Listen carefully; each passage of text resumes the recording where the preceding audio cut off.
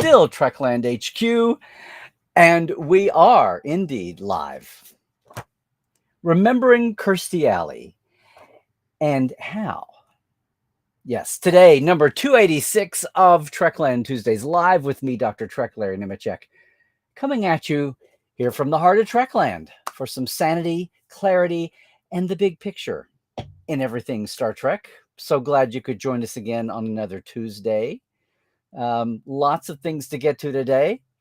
One of those weeks where I wasn't sure what we'd be talking about, and then the sad news last night, early in the evening here, Pacific time, that Kirstie Alley had apparently been fighting a recent diagnosis of cancer and did not win her fight.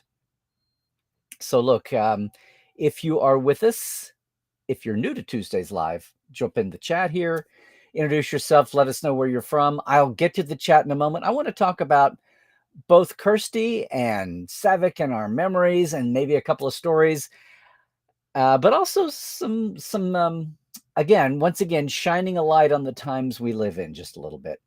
But it is a great week. It's a busy week. So glad you're with us. All our veterans are going to be here, and maybe you're a newbie. If you are, you're free to lurk, but I hope you'll pop up and at least let us know you're out there and where you're coming from, because this is a crazy busy week. There's a lot going on. Let me just say right off the top of the bat, if you have not registered in for your free and virtual seat for our 7th anniversary open house for Portal 47. It's the one time a year we open the doors of the portal, let everybody in, we always have special guests because they're all shining light on the backstage of Star Trek. No actors invited unless they have another capacity too. But I save some of the biggest folks for the open house every year. It is tomorrow night, Wednesday, December 7th. We start at 6 p.m.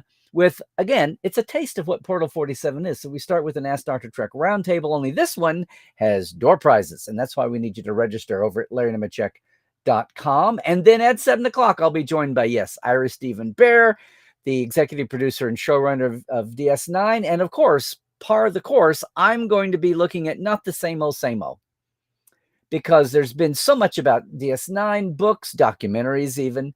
At the same time, I'm not going to shirk on DS9, but I think there's some nooks and crannies of Ira's Trek life that we can get into both before and after DS9. The TNG years, Michael Piller, some of the early staff on DS9 like James Crocker and especially Pete Fields, who were not there for the 7-year long haul, but deserve to be remembered, and just people that Ira worked with, maybe bits and pieces that didn't get into the DS9 documentary. Anyway, I hope you can join us. Look, it's virtual, it is global, it's worldwide, it's free. Our roundtable at 6 it's basically open mic, and I'll want to hear from everybody who's there, especially folks who are new to Trekland, who are new to our community here.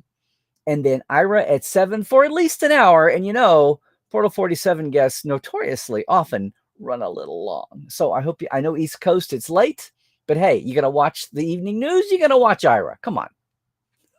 You can watch the 11 o'clock news anytime. No, I'm so excited for this. Go to LarryNemechek.com. The links are there. Follow them. Just leave your name and email so we can do the drawing for the prizes, and we'll get to that. Prizes like, hey, a season 2 Blu-ray of Picard, the copy of the First Contact new coffee table book that I showed last week, we unboxed.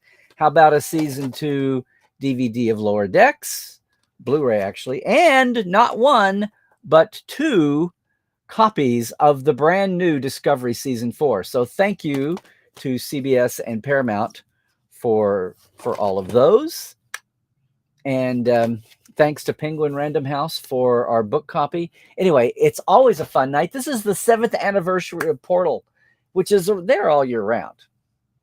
I've been trying to pioneer this. Feels like the rest of the world caught up a little bit to what we started in 2015, which is using the virtual space live to talk to the folks backstage at Star Trek and to have great community. And I know we've got a lot of Portales on here. I hope everybody can join us tomorrow night live, no matter where you are.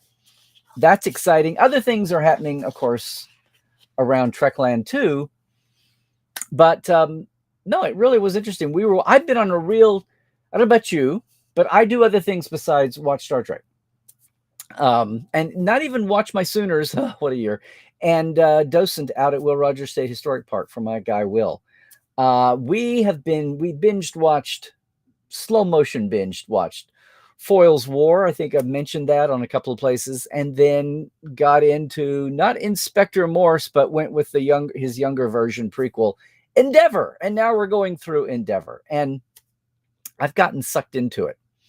So I was watching Endeavor last night when I looked down and got the word from my good friend Neil Halford. That's how I found out, because we had a personal stake in this. First had the word that Kirstie Alley had passed away, apparently of cancer, apparently of a recent diagnosis. Sadly, her two children, Parker Stevenson, released the word on Monday.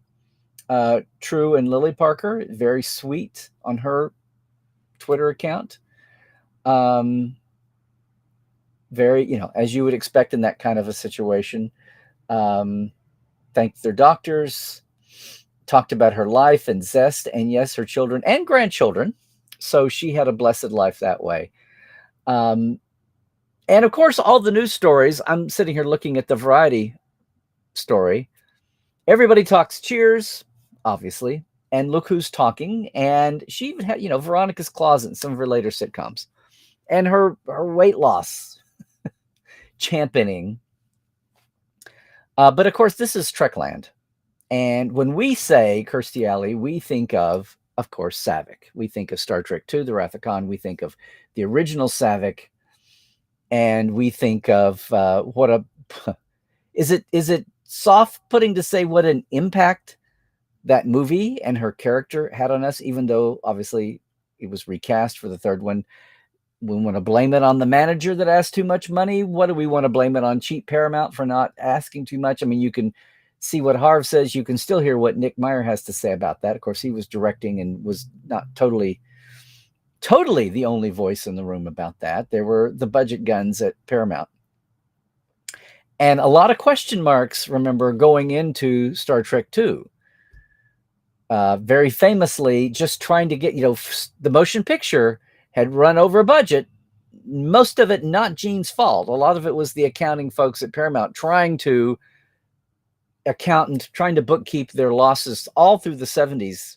It's amazing how this shit never goes away. It just sits around in piles in the corners. But all the stories and legends and sagas of not one, not two, but three restart attempts to bring back Star Trek, once the dollar signs overtook the question marks in the eyes of a studio leadership. But all that stuff got piled on the books for Star Trek Motion Picture. Gene was out. He's executive consultant. People thought that would be the end of him. Ha ha. But that's what the coloration was as Star Trek II happened. And then going into 3, when budgets were still seen to be about the same, and the fateful decision was made. Yada yada. I mean, it's a problematic world. Look, Judson Scott agent was ridiculous and didn't get him even billing at all in the movie, upfront billing. He has a credit, but he doesn't have billing, and missed out on all of that. He was a face at the time, but the Phoenix, his series.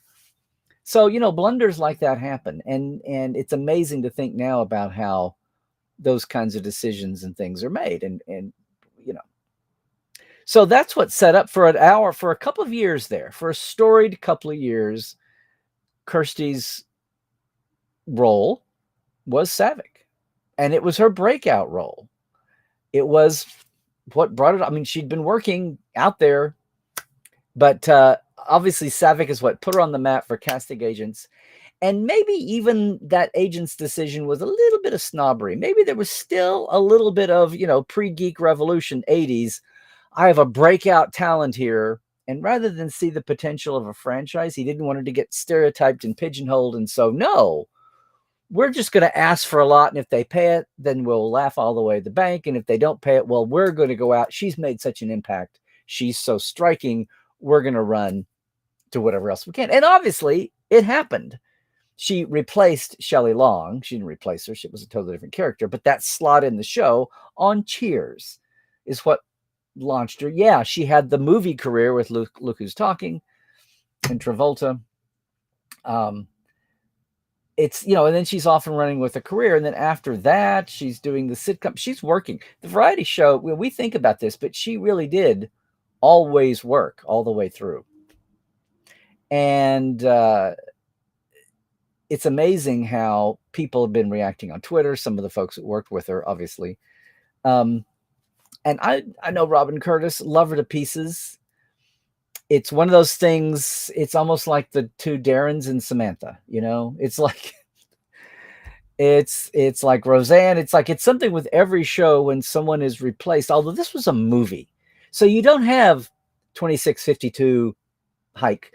You don't have all those episodes of one character and then all those episodes with the other actor in that character. Here we've got 2 hours, 20 minutes, basically.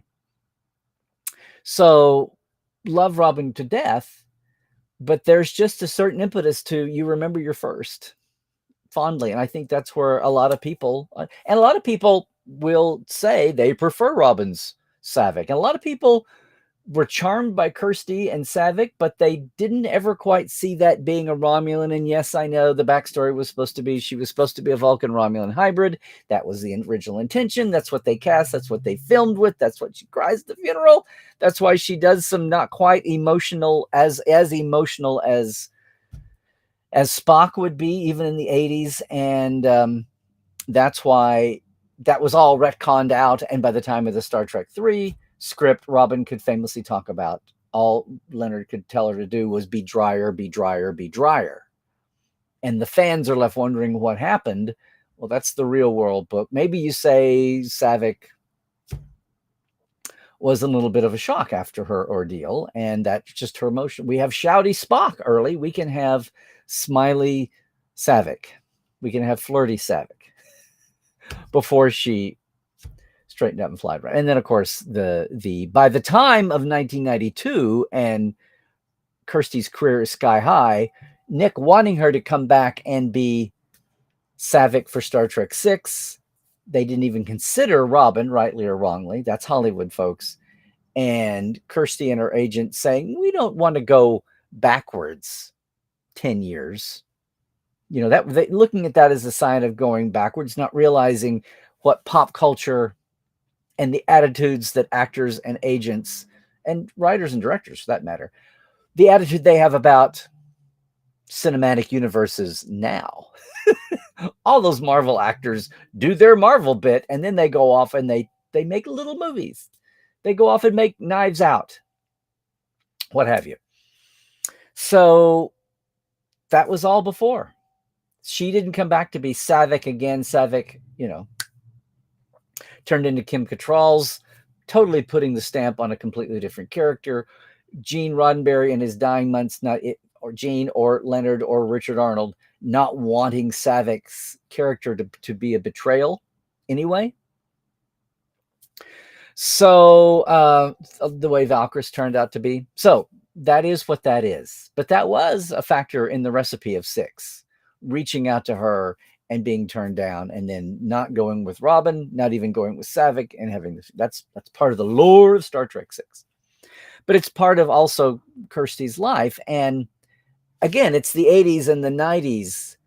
And our movie series was all about people who had played a character already.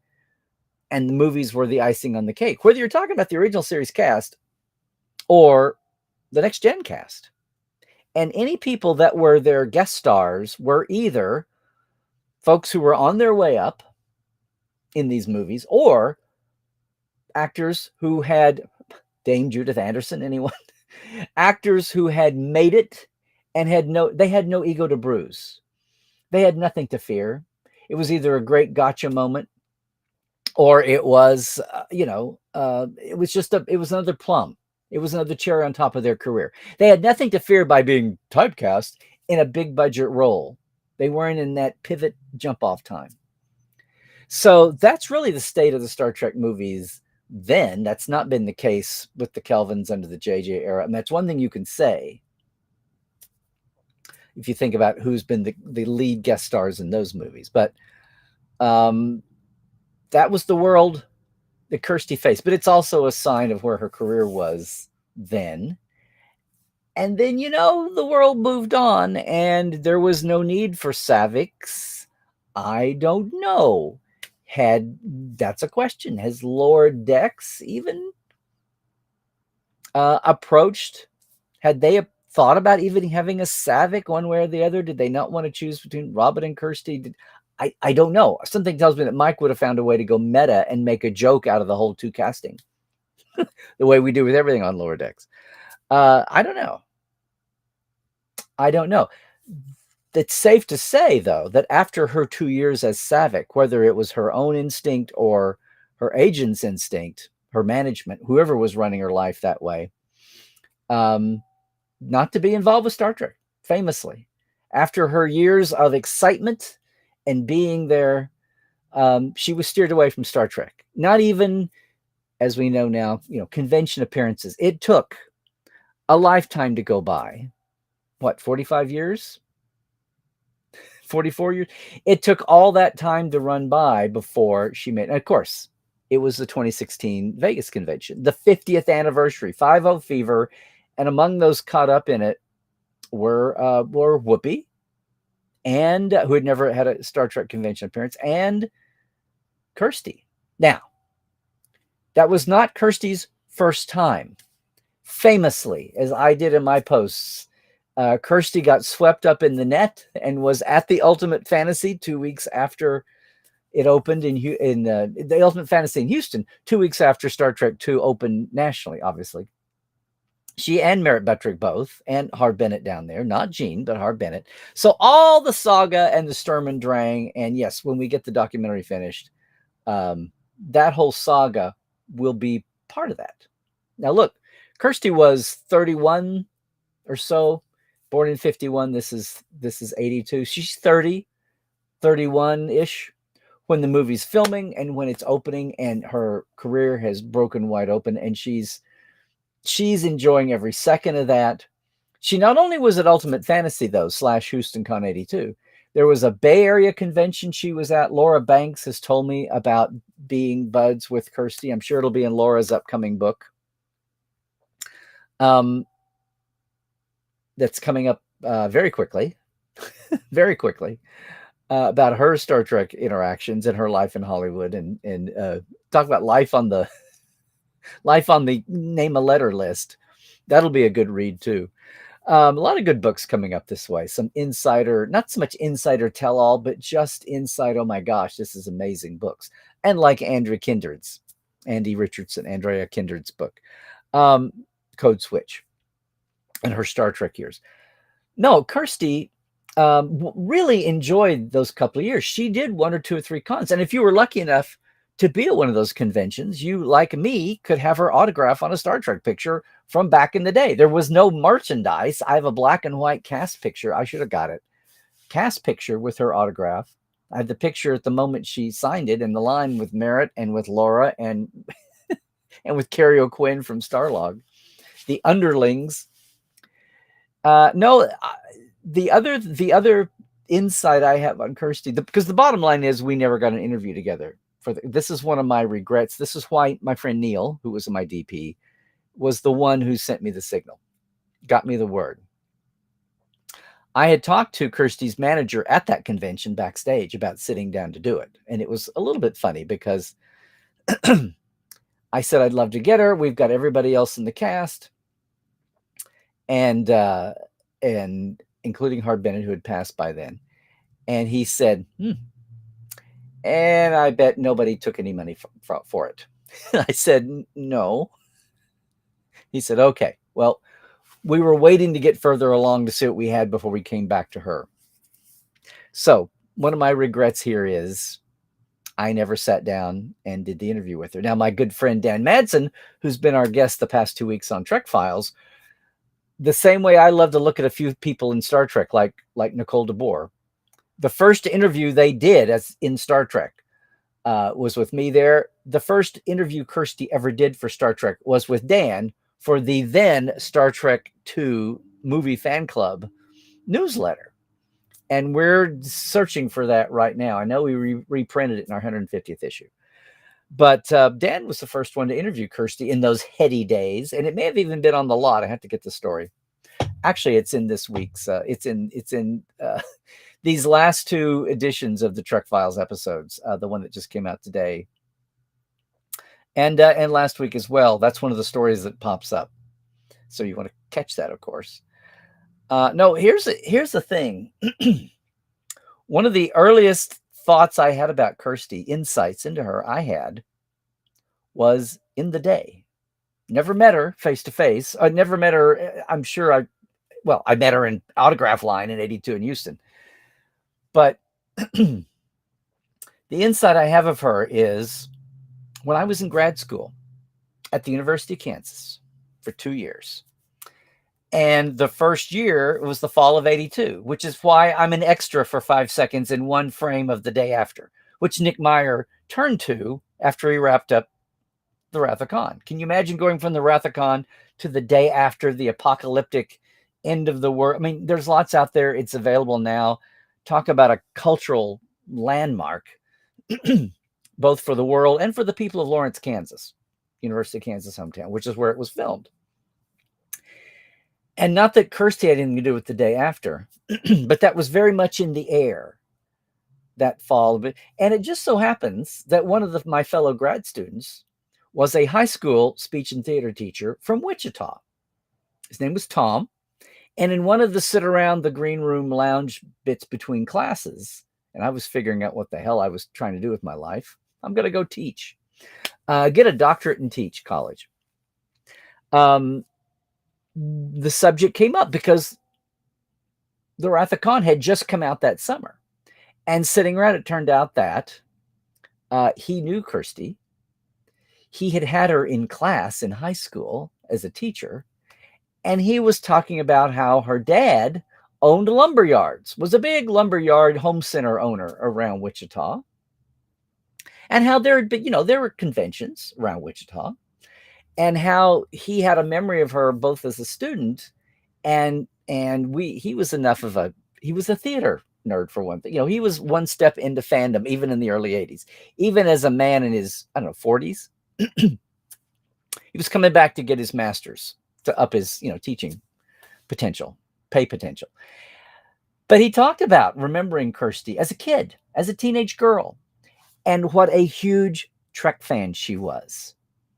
He says, I remember her running around conventions with her pointed ears on. I mean, the stereotypical image of a Trek fan there in Wichita, Kansas. And talking about how he knew how thrilled and excited she was. And maybe he'd even heard it trickle back through the local grapevine. Wichita's not a small town, but still, if you know where to go hang out in those lumberyards, you might have picked up on it. But the stories you hear from Leonard Nimoy and Nick Meyer about her nailing her audition and blowing them away. She had practiced. She didn't just practice her Vulcan eyebrow raise to audition. She had done it as a kid. We now know it was such a shock. Kirsty was really the first generation of fan to get professionally into Trek. She was ahead of the Michael Dorns and ahead of, Star Trek had to be around long enough to raise a generation to become actors, writers, directors, creatives, artists, etc., visual effects, all the way down the line. All the folks we know who were secret fanboys and fangirls who got the keys to the car, to the Star Trek car, and done, from Ron Moore all the way to Mike McMahon, Terry Matalas, and many in between. Aaron Walke. Begeman brothers, all of that. Kirsty was really like kind of the first one of that young crop to come into it and show us the power of that. Yeah, she didn't rehearse her Vulcan eyebrow raise for audition. She did it already because she was a kid. She was a fan. So I will always thank Tom for that little moment of insight because it colored everything else, including the soap opera about not having her recast in 3. What a journey for a kid from Kansas to wind up in LA and that heart, in the world of the 80s, and know that your hardcore moment, something you loved as a kid and you got to do right off the bat, and it makes you famous, then you're almost like pulled away from it. I'm sure advised against it. And then maybe you're happy with it or you're not happy with it, but you go along with it because you're young and you're starting your career and you're doing what the experts are telling you. Just like we hear from writers and Virginia Madsen, her agent said she was crazy for doing that Voyager episode. What are you doing? You're a movie star. Why are you doing this? She says, because it's Star Trek and I want to do it. Why you hear that story occasionally over and over again, especially for the TV. The movies are one thing. The TV series, my God, are another for careers. And again, all in the era before we had cinematic TV, streaming, big cinema, the walls are coming down, all the boxes are we are in a new era, but let's go back to the 80s and 90s. And that strikes me. It also is what I bear in mind in all the years as social media raged and Kirsty went very right wing and upset a lot of people and supported Trump, supported a lot of not just Republican, but right wing causes.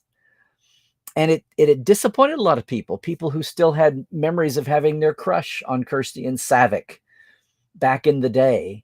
And a lot of people were upset by that. They were disappointed. I mean, she's entitled to have her opinion, but she and a lot of other people are all sucked up on both sides, are sucked up into what social media has amplified. Things we might not have ever known otherwise. And people feel compelled to share, Facebook or Twitter. So no, I wasn't happy. I was pulling for her though for her health. All the years she was in and out of the weight loss programs, and she had her own company for a while. That was, all of that. We watch our favorites age.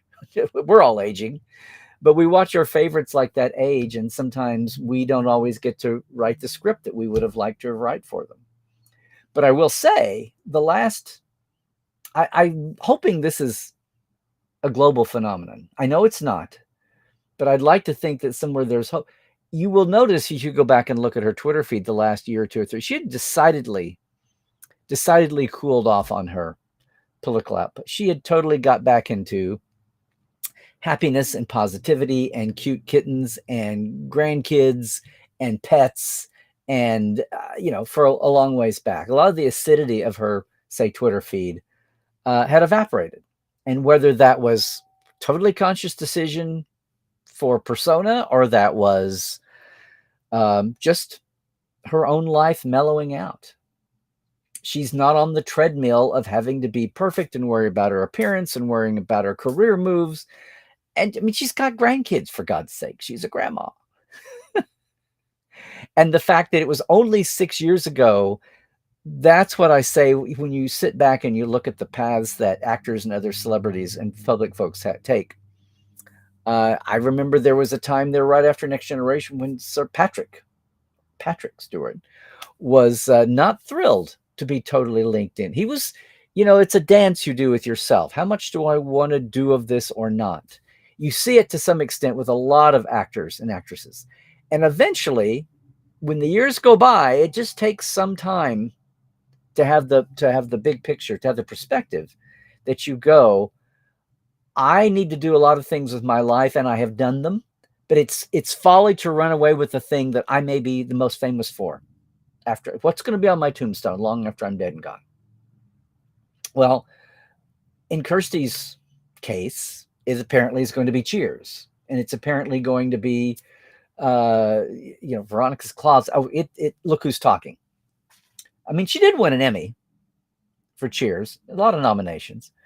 So I guess on a legit resume scale, that's what you would do. But the passing of Kirsty Louise Alley, and the fact, she was an interior designer.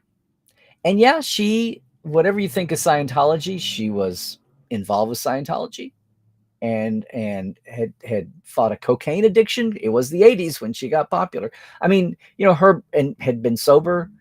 You can read about her biography everywhere, read what other people are saying, and a lot of her colleagues. It's mostly been the positive. And some folks, yes, remember her politically rightward words, and the disappointed people or the angry people, and maybe the people that only know her from Cheers and her movie, and they didn't ground themselves with her as Kirsty. And I'm not saying that's a panacea, that's a blank check, but I'm just saying, aside the fact that when someone dies, you'd like to think well of them, and aside from the fact that I think she had tempered a lot of her, oh, not her extremism. I don't think she was an extremist. I think she was just on the snarkier, pointed end of things, blunt, much like her character on Cheers. But it looks like she had mellowed that, softened that a lot in the last few years. Especially, she had softened to the point where she felt comfortable enough about coming and celebrating her Star Trek time and looking at the fandom that, whether by advice or by instinct herself. And I'm going to say, I cannot believe that little girl who ran around with Spock ears and practiced her eyebrow years ahead of needing it for a role in her breakout career. I want to say that little girl, that little Trekkie in her teen years, I have to say that not doing Star Trek for thinking she couldn't and living in the celebrity media world of the 80s and 90s, I'm going to say that coming full circle to where she felt comfortable in her skin, I'm going to say I think she always felt comfortable in her skin. It was always worrying about what was good for her career, to the point where you get to 2016, 6 years ago, she was 65, where she said, F it. Who cares? I'm going to do this. Now, I hope she got well paid. I'm sure lots of folks, including Derek, her manager, were on to her about doing it. Look, it's time. If any time is right, why not the 50th, which was happening for a lot of folks. Again, it was Whoopi's first convention, I believe. I'm pretty sure.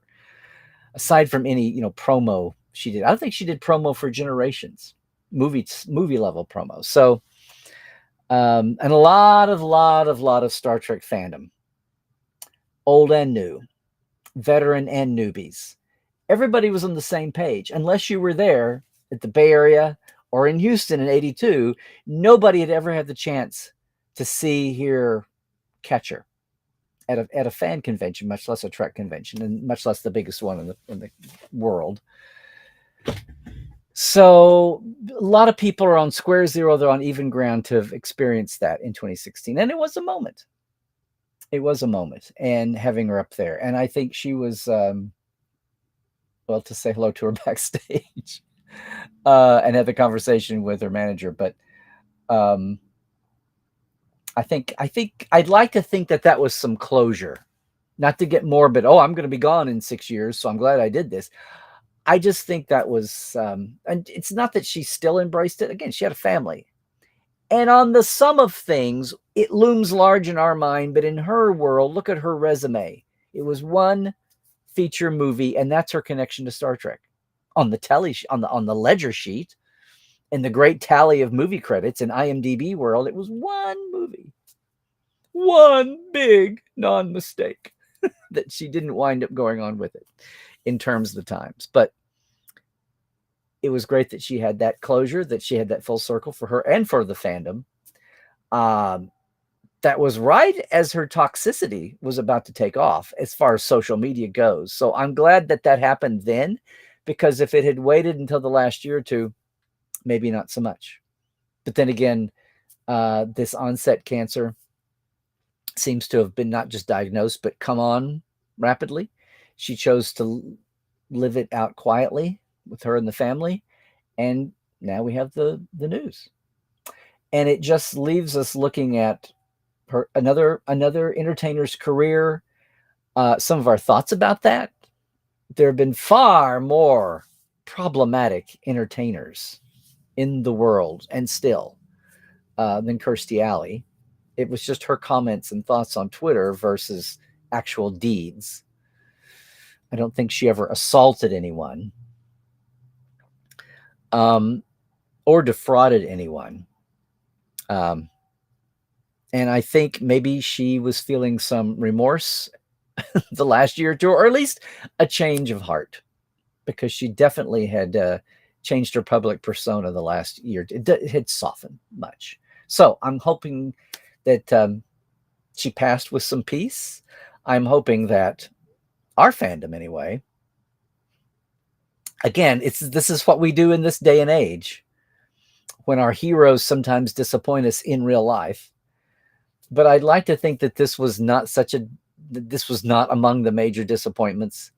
And out of the Sturm and Drang of it, and seeing how she herself had evolved, I saw this discussion among people, still people wanting to point out some of her more outspoken comments the last year, as opposed to those who were trying to celebrate her life and career. And yeah, their memories and their crush on Saavik, their impression of her, and their fond memories of the Wrath of Khan and how that was all part of it in our world here that has nothing to do with Cheers and look who's talking to. I thought it was a good lesson too, and not so much the right and the wrong, black and white of it, but it's a factor that we're going to be living with and dealing with, and in a lot more extreme cases than this. I know there was a jury verdict, but come on, when Kevin Spacey passes, we had it when Michael Jackson passed. So it's out there. I'm just surely saying on that spectrum, Kirsty is not that high up on the totem pole. Happened, but not that high at the totem pole. And I think in the long run, most folks, and we got the chat going. I don't know what I've stirred up here. Such a simple little topic. I don't know what I've stirred up, and maybe we've just stirred up a lot of fond memories. So yay. But even in a passing like this, it will be all over the map as the years go by. People whose careers and in their personal life that has only been illuminated, always been there, but social media has illuminated and ripped that open. So much more now, it's more in our face to confront. It's there, being honest about it. But being honest about Kirsty, I think the good far outweighs the annoyingly out there. And I hope that's what I'm going to think. That's what that, along with, again, our regret that we didn't get her down in front of a camera. I'm very glad that Brian Volkweiss got her to sit down for the center seat, the documentary. I'm glad that happened just a year ago. He's talked about that too. So Kirsty's been preserved all the way from that first interview she did with Dan that we're madly looking for now, all the way to maybe her last major interview there with Brian for the center seat. And that's what I'm going to say about that. That's today's theme talk, gang. And in a week that's so much, in a week and a month, and holidays are heating up, I know, in a week that's going on with so much happening. Jump in the chat. I'm going to circle around with the chat. We're actually going to take a little mini break here in just a second. Come back, look at the Parrot Analytics ratings. There are some, and then I'll dive full bore into the chat today. But again, just a reminder, if you came into us late and you need a reminder, that you should grab your chance. Where's everything?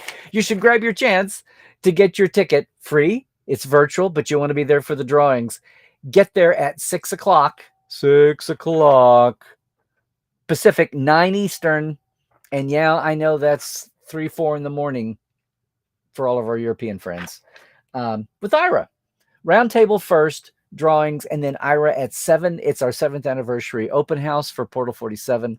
I can't believe we've been 7, now going into our 8th year with Portal. For all the Star Trek fans who have no idea how much Star Trek they still have no idea about. Thanks to all the backstage folks and creatives that we pull in, and my archives, and yeah, our great community of Portales that we've got going. And it's the one time we open it up for everybody. So once a year, come on with an awesome guest.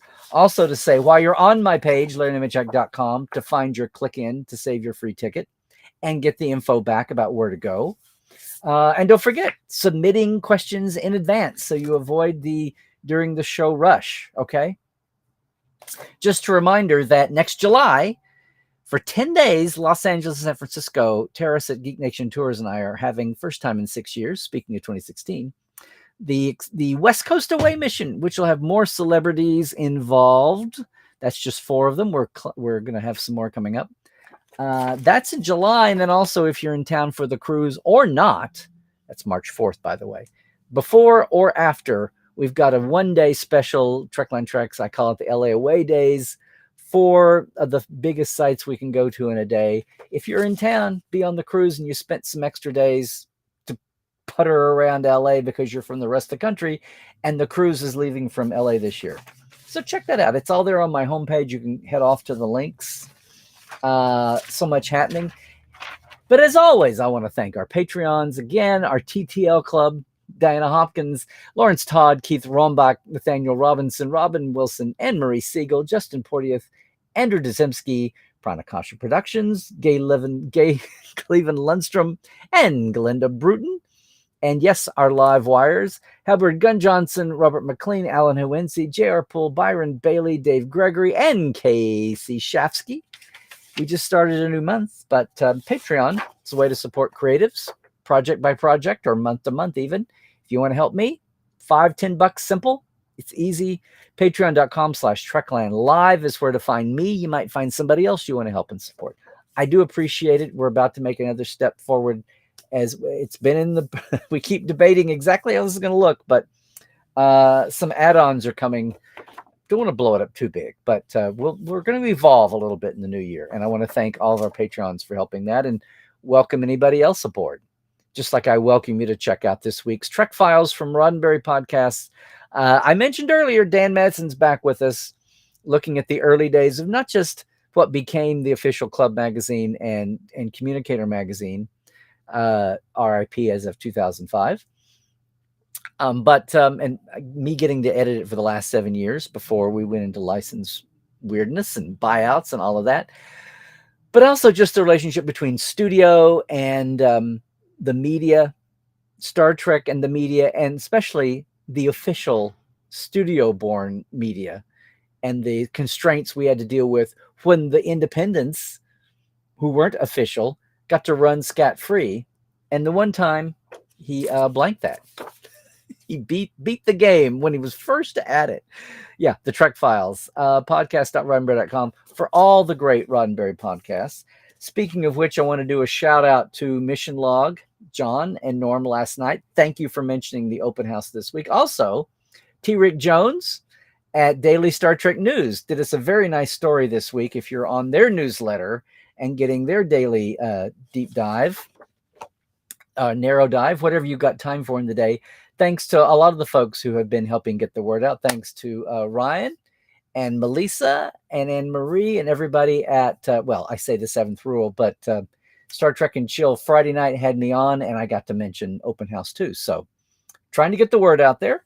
If you know anybody, please send them over. You see the social media flying by. Please direct them over. We can take people up until I probably won't have to fix up the drawing machinery, but I'm going to, up until 3 and 4 in the afternoon Pacific. It's easy to get over and get filled in. I'll be checking to see who the late arrivals are. I have to cut it off at some point, but be excited for that. It's one chance per person. So entering 5 times for your seat, since it's virtual, I know you're not buying 5 seats since you're at home, but it's not 5 chances at the drawings. But hopefully, hopefully we'll have a lot of folks. We'll have enough giveaways before and after Ira. We'll have a little after show after Ira leaves us, unless Ira just hangs on and gives us 2 hours like Mac McMahon did last year. That was insane. Again, you don't want to miss it. And you don't want to miss me anywhere if you can. It's Larry Nemechek on Twitter and now Mastodon. I'm getting in over there. Larry Nemechek's Trekland on YouTube, as you know. Please like and subscribe if you haven't already. Same thing for Instagram and, of course, good old Facebook. Portal47.net is where you can read about Portal 47. That's what the open house is all about. Let the world see how it works and share it once a year.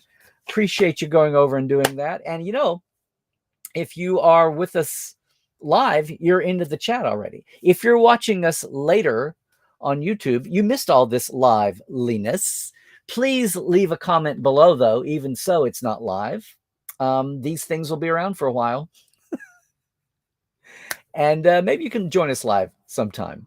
Meanwhile, after all that, I'm just going to say, everybody, stay healthy, please. We don't want a tripdemic. Is that what I'm hearing? Take care of yourselves out there. Get the shots you need, from whether it's COVID or the flu or whatever. It's going to be a rough year after 2 years of everybody masking. We're seeing numbers go up. So, and the flu is not fun, even though it's just the flu. It still takes you out of things, and you don't want to miss the holiday times. We want you to be safe and have a great 2023. So please do all the things. And while you're at it, I say stay woke. What I mean is check your sources, keep your eyes open to new ideas. Just make sure the ideas are legit. And trek well, everybody.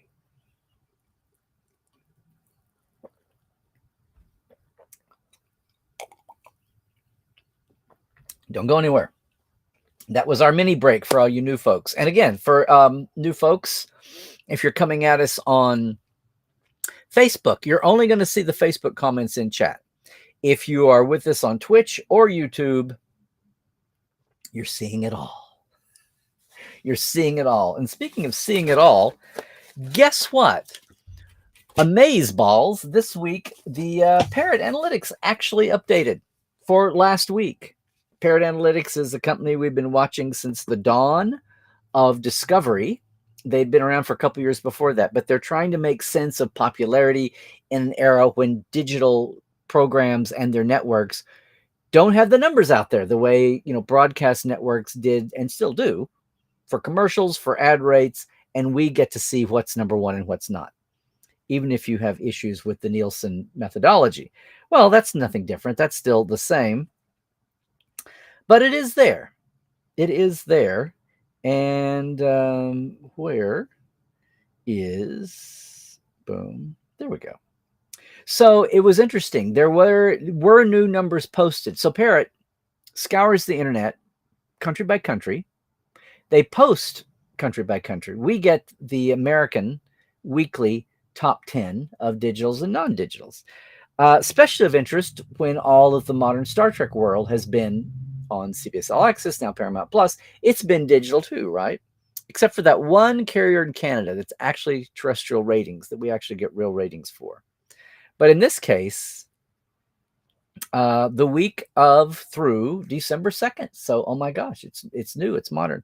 Yeah, top 10, there's no Star Trek. The animated series of Trek have never been turning up in this. They do really well. They're in the top 20 or top 30 out of 500, 800 programs they're measuring. But neither animated series has ever been in Parrot's top 10 week to week. And if you're curious, number one this week was Stranger Things at 65.7 times more popular than the average show.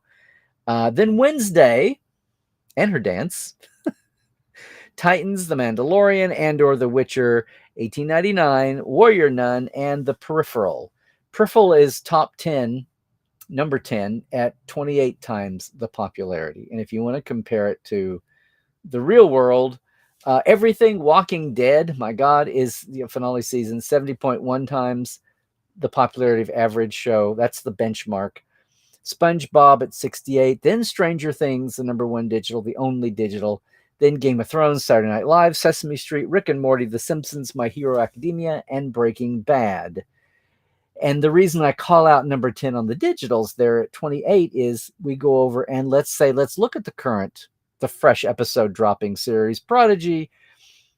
It's still at 13.1 on its 30-day trend. We don't have the actual week to week, but everything has been exactly static. I almost thought these are cut and pastes, but I can see they're updating dates.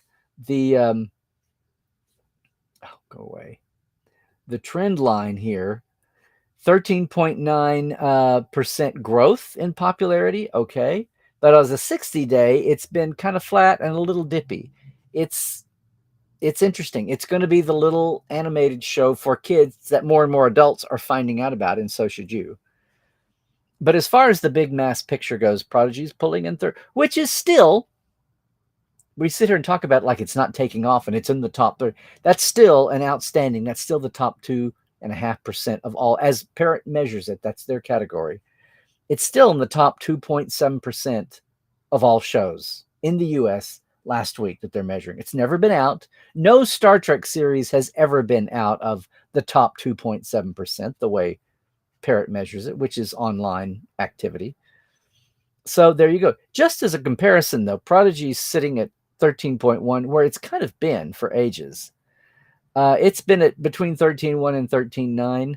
Right now, Picard, which is buzzing because of the season 3 coming in February, whatever, it's at 20.5 without dropping new episodes because of the buzz and the hints. And, Terry keeps churning that up with the Strange New Worlds sits at 17.5, just out of the love of Strange New Worlds season 1. So that glow is carried over. So yeah, the shows that aren't even actively dropping, the live actions are hanging in there week to week. But everybody is still pretty much on a plateau. No spikes, no big drop-offs. That's just the Star Trek fandom effect in the internet, in the world. But at least there's some fresh numbers and things. Trend lines have been updated. Yeah. Now, the Picard trend line had actually been dropping, but it flattened out and it started to come back up again. So what is that? The approach to the new season showing up as their average demand expression algorithm? Who knows? But that's the Parrots. And now I'm going to say this is the chat. So let's see who's here. Again, if you're new to us and you're still with us, please sign in, say hi to everybody. Let us know where you're coming from. It's good to see all the regulars. And let's see. Yes. I mean, she was 70. Hello. There we go. Yes, Dave. Very sad on the Kirsty news. Again, she was 71. So, what a bugger, as they say in the Brits.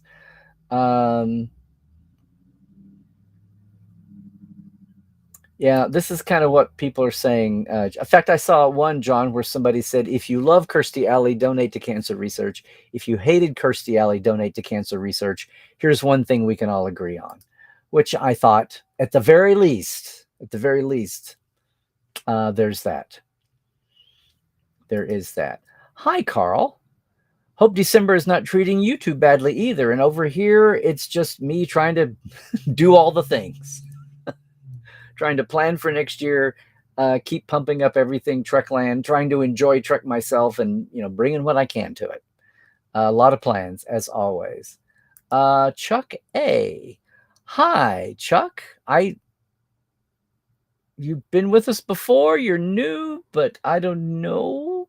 I want to say yes, but whatever. I'm glad you're here. Let's see. Hey, Rose.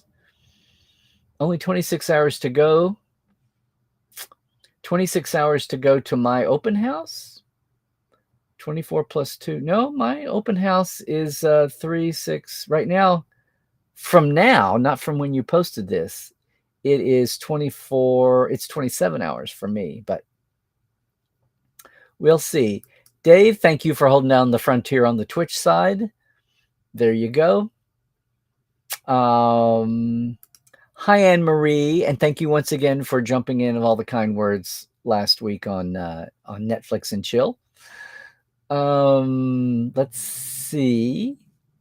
Glad everybody's getting the highs and hellos. Yeah, she was. I'd like to think that she had a lot saved up for that appearance, that one time. And I'll also agree with this, Glenda. Yes, Ira is a blast. You're going to get some... You never know what Ira's going to say or how he's going to say it. But I hope we will. Great, John. Look forward to seeing you in the audience, at the round table and in the audience. Now, everybody, when we do guest night, we have guest telebriefing, everybody mutes. It's just a conversation between Ira and me. People do drop questions in the chat. You can't help it. Things pop up. But I would really appreciate, this is for everybody, if you could send, as it says in the reply email, if you could reply back and send your questions that you might have ahead of time. Especially if you've got some specific thing from a DS9 episode that it's always bugged you and you've never seen it talked about. That's great. If we have a specific, specifics are great. In an hour or even hour and a half, broad brushing, we could talk, obviously all night. So I'm trying not to repeat everything that's been done already, because I have plenty of things I want to go back to and point out. There you go. You've already ordered your Discovery Blu-ray, John. There you go. A lot of folks, I do those polls of my mail list, and if you're not on my mail list, you should be. LarryNemechek.com. You can get on there too. But usually comes in about 5 to 10% of folks that say, I'm not watching. I'm going to get the DVDs in fill in the blank series. Picard, Strange New, Discovery. Okay. Well, Diana, good. I hope you can make it. Yay. Oh, Justin. Well, maybe you should work on your timing. That's okay. Like everything in the portal, it'll be recorded and we'll get it out. The open houses, I tend to make them public too. We'll see how that goes. Well, you have good taste, Emery. Yes.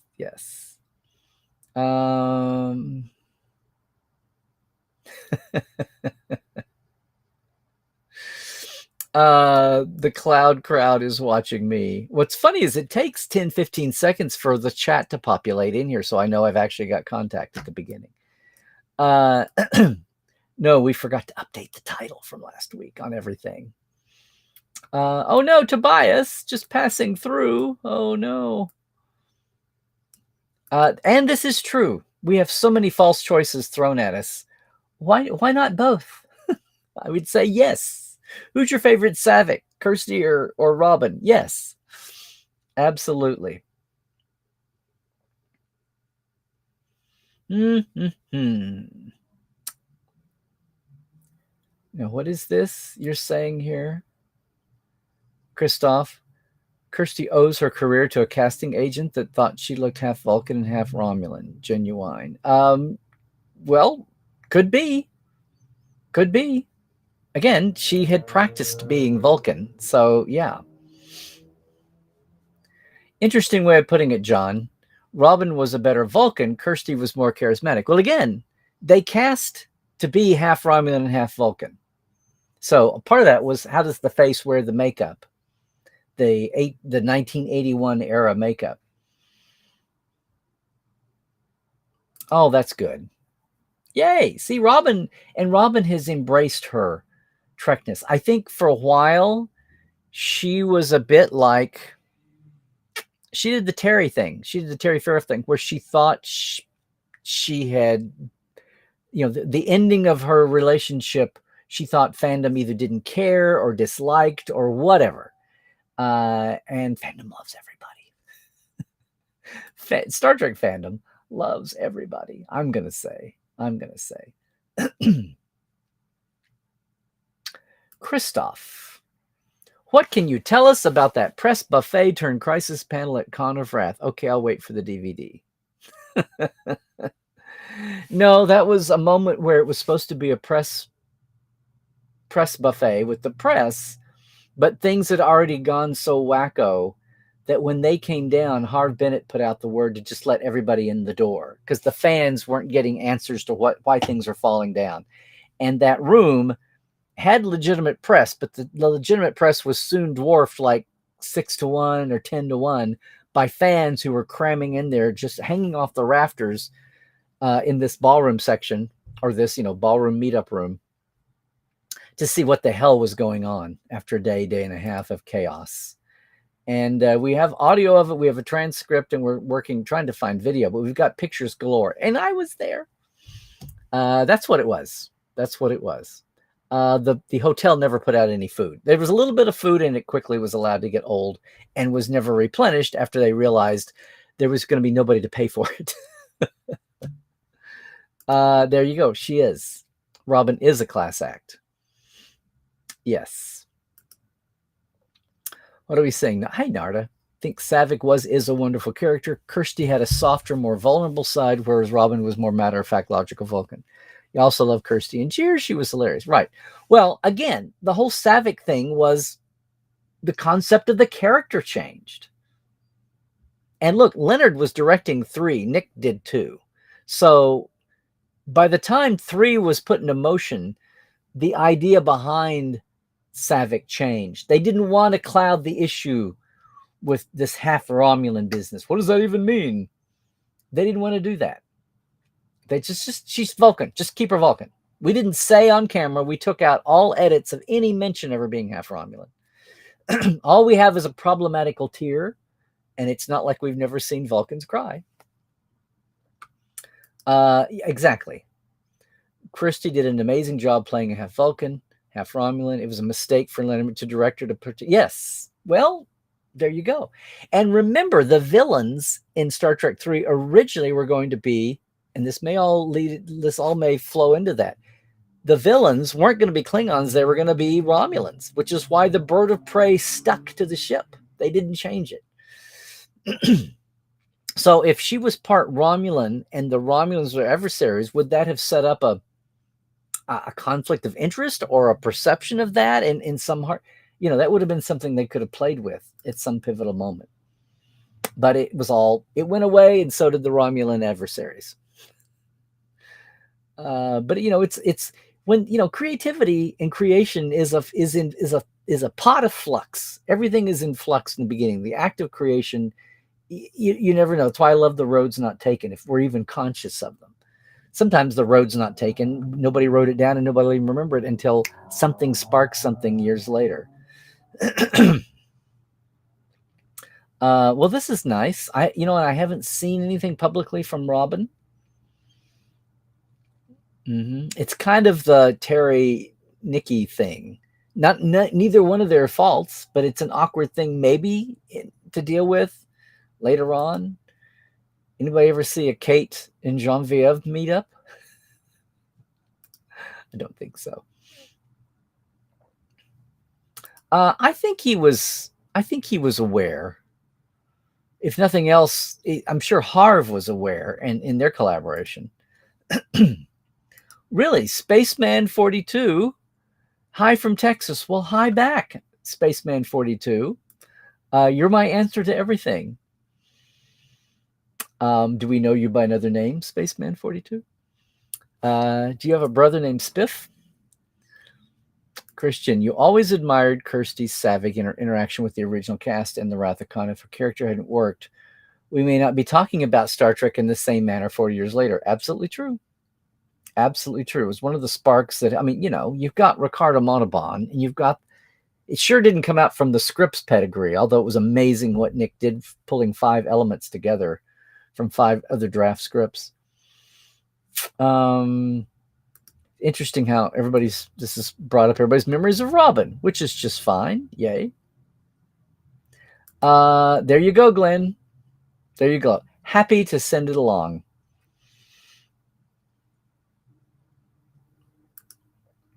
You heard she made waves on Star Trek production staff and actors using her Scientology ties to promote it. Yeah, I don't think that's, maybe, and in some cases, I'd like to know if there's an authenticated bit to that. It's part of the honest tapestry of everything.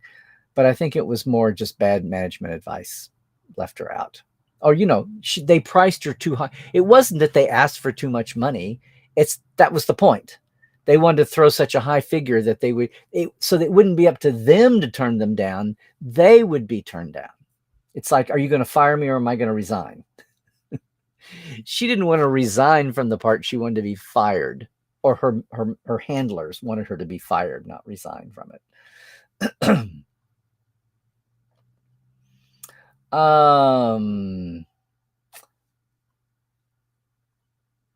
Well, Linda, there is that.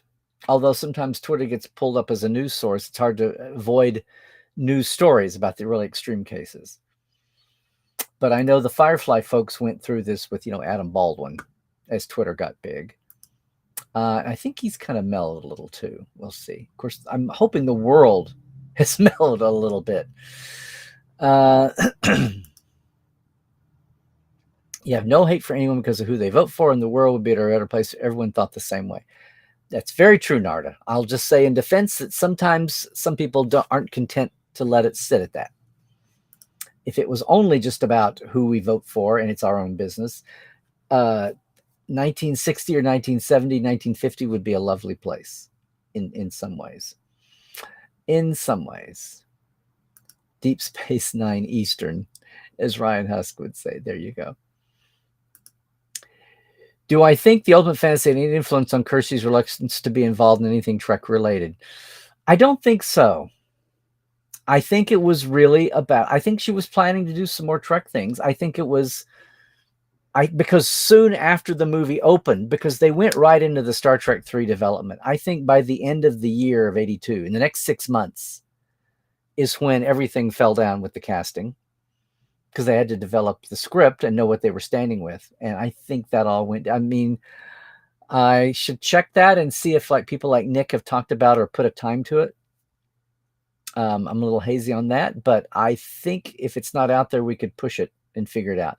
But I'm thinking that the worm turned very quickly.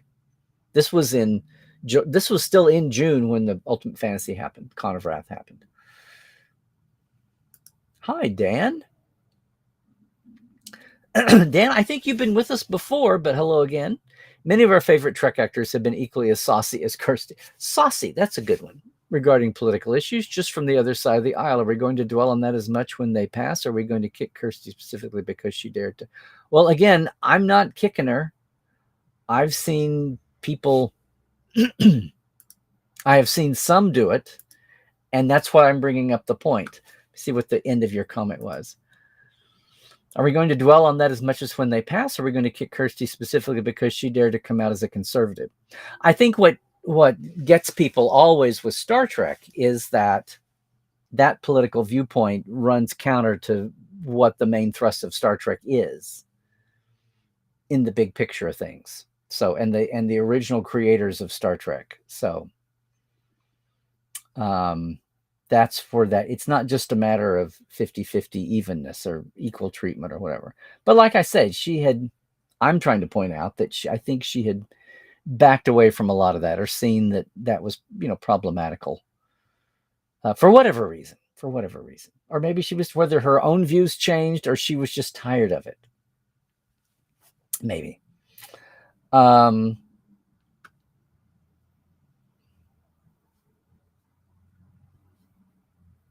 Yeah, I think that's it. I mean, Star Trek itself is progressive, because if not, we stagnate. And whether or not you actively kill yourself or you just kind of fade away, that's not what Star Trek is about, from holding to the status quo till you die. Thursday is a holiday for you guys. Okay. You'll try to attend Portal 47. Yay, Christoph.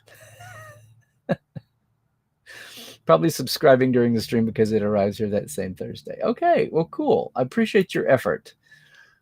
Thank you, Anne Marie, again. Yay, open house. You are Deep Space 9 hours ahead. Very good. Hi, Glenn. Are we going to have the chance to interact with Great Beard of the Galaxy, or will the first part open house just be the two-way conversation? Roundtable for the first hour is open mic. And I've done this increasingly. The first open houses were just the guest part, but I wanted to be able to talk and share a little bit. And I kept carving out bits and pieces. But rather than take the guest time, I've been experimenting with, last year we had a half hour before mic. I'm just going to do an hour, so it will kind of feel that way, and especially open up to people who aren't on. And that's when we can do the drawings and not so much take away before and after, take away from the guest time. So I don't know, Glenn, I don't plan for that, because we would have a billion people and somebody would be, disappointed. And I know that's what happens when there's live open the door. But we have chat capacity. People can drop questions in the chat and I can do that. I'm just trying to get people to do that early, so I'm not talking and moderating both at the same time. Absolutely. And thanks to all of them. And again, I said thanks to Daily Star Trek News and T. Rick Jones over there, who's running it now for Allison. Thanks for the nice mention he gave us today, I think. And there you go, what I just said. Bye-bye, Linda. Sorry to miss you and all that. Hey, Robert. Very good. Hey, May, here's a question. Can a 61-year-old Trekkie rock that Cadet Alice t-shirt? Hope so. I just bought it today. Woohoo! Yay, May. Great. Thank you. Well, I hope so because Janet and I both have one. Yay. Thank you, though. Thank you for that. You know, this isn't going to make anybody rich, but I think, hey, it's more about having fun. And if you wear it somewhere, somebody will ask you, and maybe we'll pick up some more eyeballs. Who knows? But I thank you for that. The way on demand has taken the risk out of doing anything like this. So the whole on demand industry has been a revolution that way. As well as being more diverse. You can have more, you could be wider and shallower. You don't have to have warehouses full of stuff sitting. Meatball has joined you. What are you saying, Rose? How do you join the conversation? Do click the link you sent, or do I have to type the number? How do I join it? Now, you when you sign in, then you get sent details, including the Zoom ID. So just click on the Zoom ID and do it like you do a Zoom, Rose. Oh, Narda, you can't get your hubby into Prodigy, so you've been doing it on your own? Okay. He still does Discovery with you. For a non-Trekkie, no. And, keep working on him. Keep working on him. If Discovery is his entree, a lot of prophecies referencing Voyager and, older series, veteran series. You hope the open house is all beard talk. Well, I would yield the floor to Ira on that one because I purple dye is not my thing. Purple dye, purple dye. There you go. Thanks for passing that along, Christoph.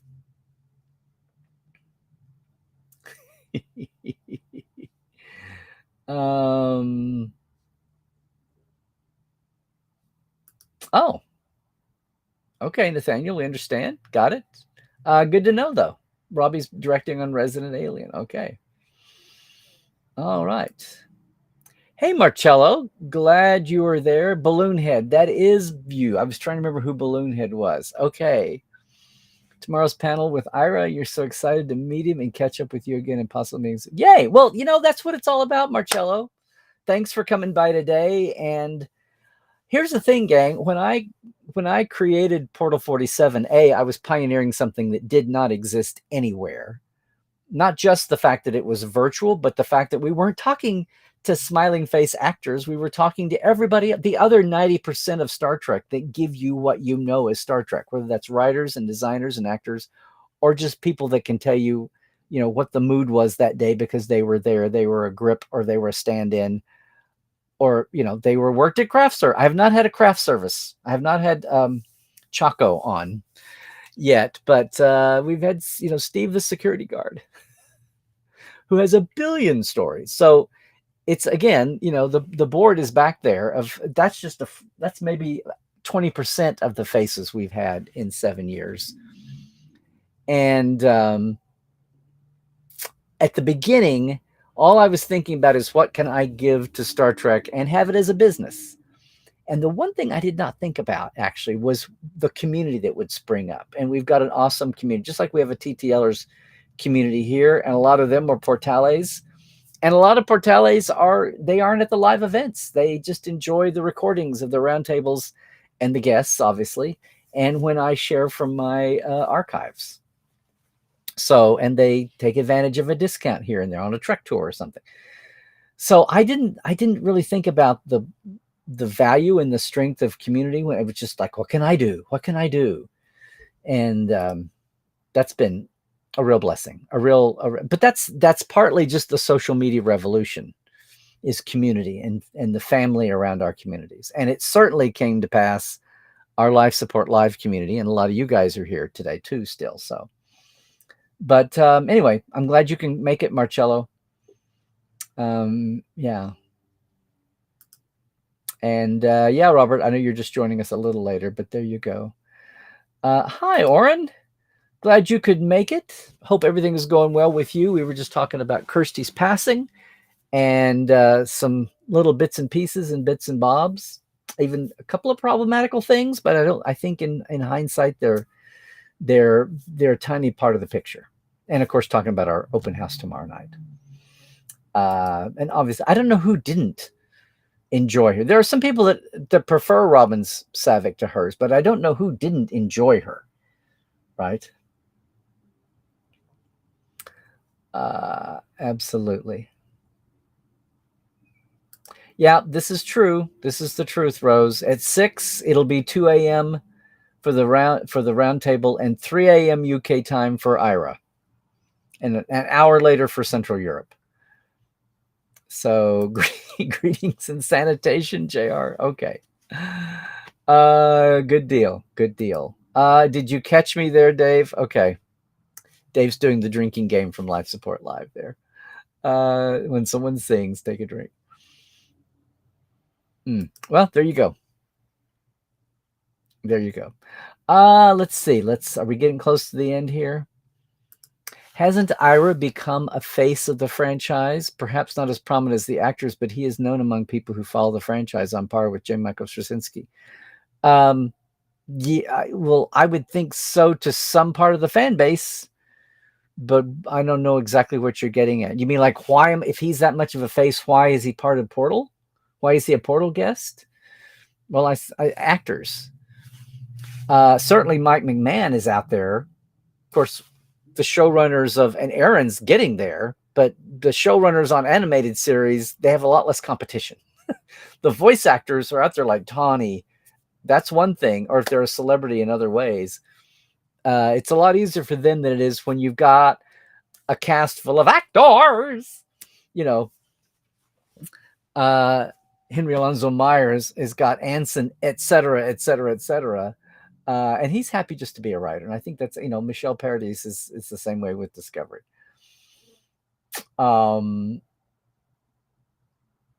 Yeah. Terry's got the benefit of having really old behind the scenes Star Trek, long time, I should say, Star Trek roots. So he's comfortable around it that way. Speaking of third season Picard. If that's what you mean. But again, I don't think for people who just came to Star Trek in the last 10 years, Ira is not really a face of the franchise.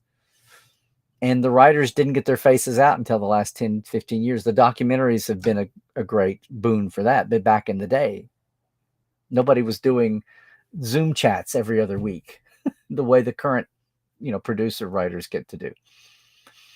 Rose, could you ask the question now or send it to your Instagram page later? Whatever you need. Maybe the one later would be fine. This will go away almost. We've ended the chat. Are you using the 26-hour clock? The Bajoran clock? No. Thank you for letting her know, Christoph. Just reply back on the email that you got your remoter. So, boom. He's not the face of DS9, but he's the beard of DS9. Well, don't tell Avery that. Don't tell Avery that. Gang, yeah, I get, I meant to say this up front, but I always try on Tuesdays Live here to not just do the same old that's going on around the internet when it comes to Star Trek. So I felt compelled to mark Kirsty's passing, but also maybe get into, share some things maybe you didn't know, some insights there. So I'm glad if you didn't know she was a teenage Trekkie, big time. I'm glad you do now. But I do want to address that bit about, because it's not going away. It's not going away. And it's a whole spectrum. And I think the longer we're around social media, however it evolves, we'll get a little more sophisticated about this. About maybe sometimes and dealing internally when our heroes, the more now social media has exposed, that used to be the tabloids, and the tabloids could be manipulated. And it was easy to throw that out the window and say, oh, well, unless something really did explode into a huge case in front of your face that you can't deny. And the legitimate media is even covering it. But to go gossip mongering, it's really been social media that's done that, or celebrities exposing themselves. And sometimes they're young and they're goofy and fame hits them early before they've got some maturity or whatever, or they've gotten old and crotchety. Whatever is going on there, we just have more of that in our face. There's more of it out there to digest. So again, I saw a little bit of that. I had conversations with a couple of my friends about that. It was low level, but I thought it was worth a mention. Certainly not to take away on the side totally, and not to take away from this career and this career that the rest of the world points to, but we all know where it started. We all know why it started. We might know why it veered off a little bit, but anybody in this orbit, you say Kirstie Alley, they're not talking Cheers.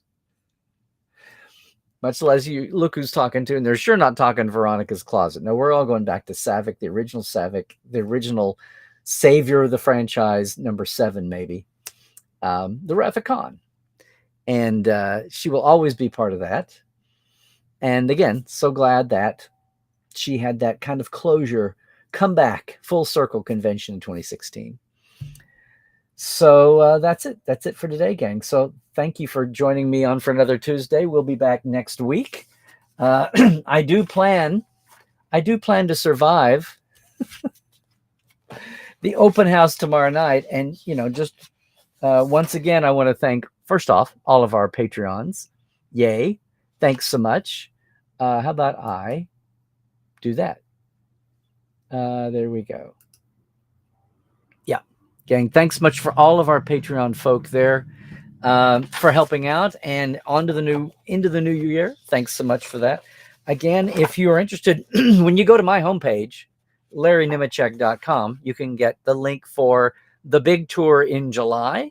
Time to save up for that. 10 days, LA and San Francisco film sites led by moi and Terrace Cassidy from Geek Nation Tours, and our celebrities that you saw there already. There we had Armin and Bobby Clark and Mike Westmore and Tim Russ, as well as the location site tour the day before, the day after the LA cruise. You don't have to be on the cruise. You can just come into LA and take it with us.